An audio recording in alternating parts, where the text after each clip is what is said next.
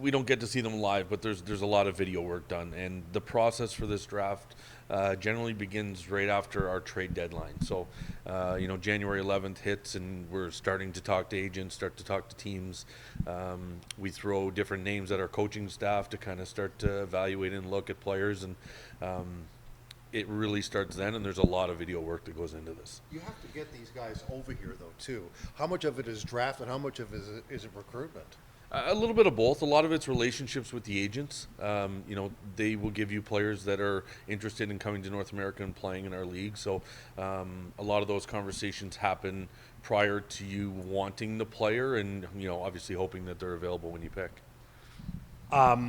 Talk about, first of all, Evgeny, brother is playing a couple years up. And tell me, I guess, what you know about him and where you see he fits as a right-hand shot centerman. He's somebody we saw right away that fit the way we play.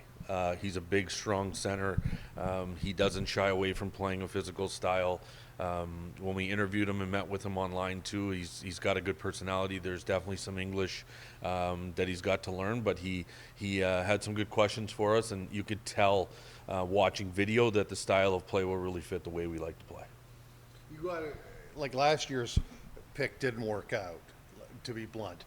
This year, you're going to get these guys over here. These are guys that you don't want to be bouncing in on a lineup. These guys, you're bringing them over here to be instant, like maybe not stars, but solid contributors and regular ice time from day one, correct? Yeah, absolutely. I think if you're going to spend the time, the money, the resources, bring them over here, the goal is to help them achieve their goals, like all of our players. And to do that, we need to put them in spots where they can be successful and have those opportunities. And I think with our core and who we've got coming in and coming back, I think we set up really well to, insulate players moving to a new country, learning a new language, and we'll help them kind of get acclimated to our league and our country, really. How about adaptability to the style of play? Because the OHL is going to be different than what they saw.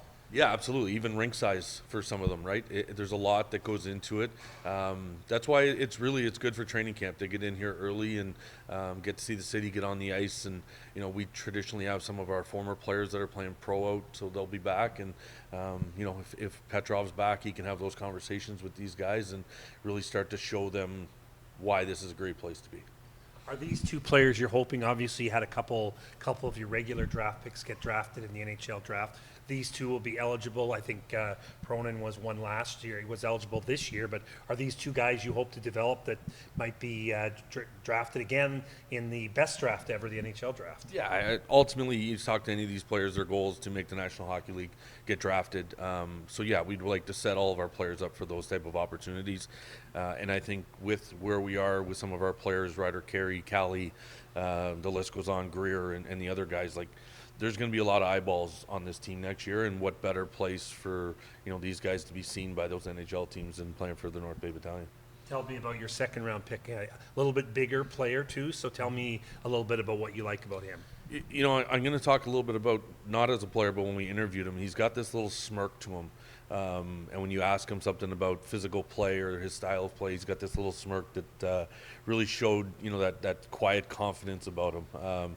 He also really, I'm not going to say surprised us, but he understood English and could speak it, which we weren't aware of prior to the call. So that was great. And as a player, he's relentless.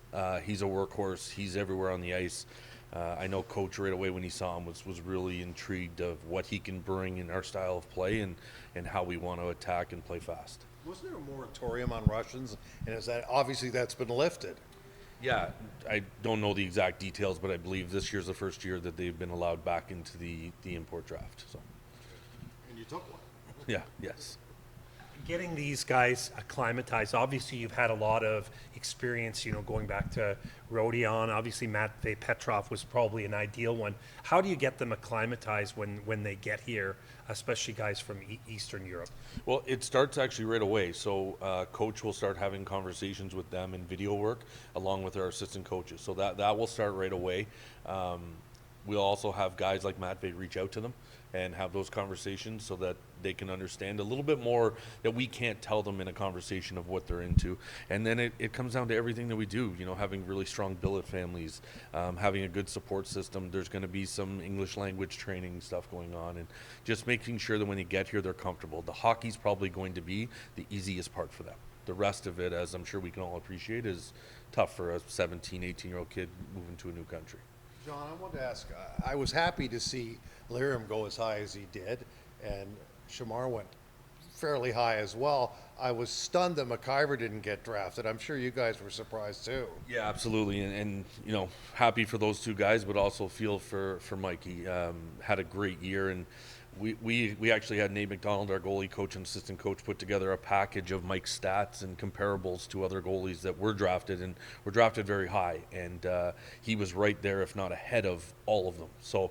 And not on a great hockey team last year either. Yeah, listen, he kept us in a lot of games, and he was an excellent leader within our dressing room too. So, you know, you feel for a guy like that. It's just one of those things. It's another challenge that he's got to overcome. But you know, we've got all the faith in the world in him, and we think he's one of the best goalies in our league. And if it's not this year, somebody's going to put pen to paper eventually when he keeps doing this. How big of a motivator is that going into next season? Ultimately, it's up to the player, right? How they approach it. Some guys will take it and say, you know, I'm going to come out here and show everybody, and I think that's Mike's character for sure.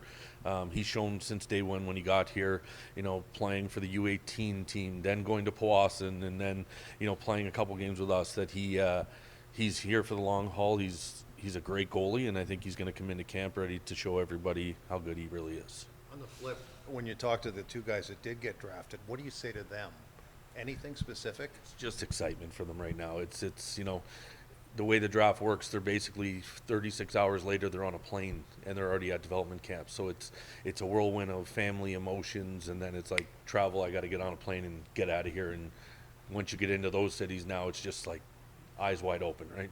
You have two goalies, including Mike, going to NHL camps. I mean, that's not a bad thing either. Have your backup, who didn't play a whole hell of a lot, getting an NHL invite. Yeah, listen, I will tell anybody that listens what goes on here with goalies, and you know, I'm not going to say that I have a huge part in it, because we have an excellent goalie team that identifies these guys, works with them daily. It's something special here in what they do with these guys.